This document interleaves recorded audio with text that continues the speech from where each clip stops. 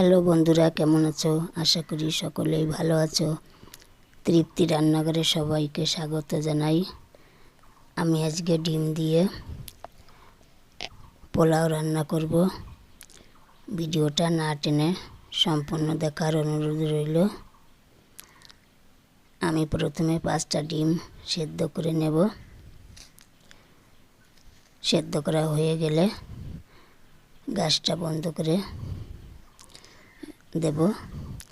ঠান্ডা হলে আমি ডিমগুলোকে খোসা ছাড়িয়ে নেব। সহজেই বানিয়ে নেওয়া যায় ডিমের পোলাও। আমি গ্যাসে কড়াই গরম করে নেব। গোটা গরম মশলা, জিরে, ধনে শুকনো কড়াইতে ভেজে নামিয়ে নেব। ওই কড়াইতে আমি তেল দেব, সূর্যমুখী তেল। তোমরা চাইলে সর্ষের তেলও দিতে পারো। তেলটা গরম হলে আমি আলু ভেজে নেব। আলুগুলো আমি আগেই গোল গোল করে কেটে রেখেছিলাম। একটু লবণ হলুদ মাখিয়ে নিয়েছিলাম। আলুগুলো আমি ভেজে নেব। 50% ভাজা হলে আমি আলুগুলোকে তুলে সাইডে রেখে দেব। কড়াইতে আর সামান্য একটু তেল দেব।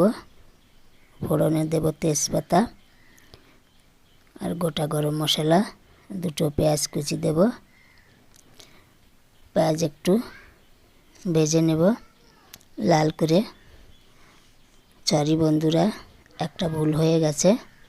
ডিম ভাজতে আমার মনেই নেই, তাই আমি পেঁয়াজটা সরিয়ে রেখে ডিমটা একটু ভেজে তুলে নেব। হালকা করে ভেজে নিয়েছি। এখন আমি রসুন বাটা দেব, আদা বাটা দেব, জিরা, কাজু, শুকনো লঙ্কা বাটা দেব। আর কষিয়ে নিতে হবে। একটা টমেটো কুচি দেব। মশলা ধোয়া জল দেব। 1 চামচ লবণ দেব, 1 চামচ হলুদ দেব। কষিয়ে নেব মশলাকে। আমি এখন ধনে পাতা দেব আর কারি পাতা দিয়ে দেব কিছুটা। ভাজা আলু দিয়ে দেব। কষিয়ে নেব। জল দেব পরিমাণ মতো। আর ঢাকনা দিয়ে ঢেকে রান্না করব। কয়েক মিনিট রান্না করব বন্ধুরা। এখন আমি ঢাকটা তুলে নেব। দেখো বন্ধুরা, গ্রেভিটা ঘন হয়ে এসেছে, তেলটাও ছেড়ে দিয়েছে। আমি এখন বাসমতি চাউলটা দিয়ে দেব। আগেই আমি ধুয়ে জলের মধ্যে রেখেছিলাম আধা ঘন্টা মতো। গ্যাসটাকে লো ফ্লেমে রাখবো আর ভিজিয়ে রাখা চাউলটা দিয়ে দেব। ভাজা ডিমগুলো দিয়ে ঢেকে রাখবো। 5 মিনিট ঢেকে রান্না করব। ঢাকনাটা আমি এখন তুলে নিয়েছি। চাউলটা 80% ফুটে গেছে। নিচ থেকে একটু তুলে নেব। এখন আমি কাজু, কিশমিশ, ধনেপাতা, 1 চামচ ঘি দেব। উপর থেকে ছড়িয়ে দেব। 2 চামচ চিনি পাউডার দিয়ে ঢাকনা বন্ধ করে নেব। আর আমি দমে রাখবো 2 থেকে 3 মিনিট।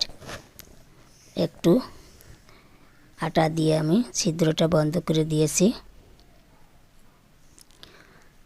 গ্যাসের ফ্লেমটা একদম লোতে রাখতে হবে, তা না হলে নিচ থেকে ধরে যাওয়ার ভয় থাকবে। আমি এখন গ্যাসটা বন্ধ করে দিয়েছি।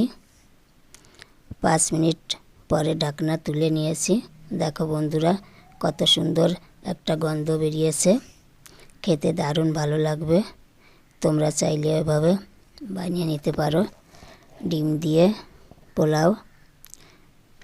ডিমের পোলাও রেসিপিটা তোমাদের যদি ভালো লেগে থাকে তাহলে প্লিজ আমার চ্যানেলটা সাবস্ক্রাইব করে সঙ্গে থেকো।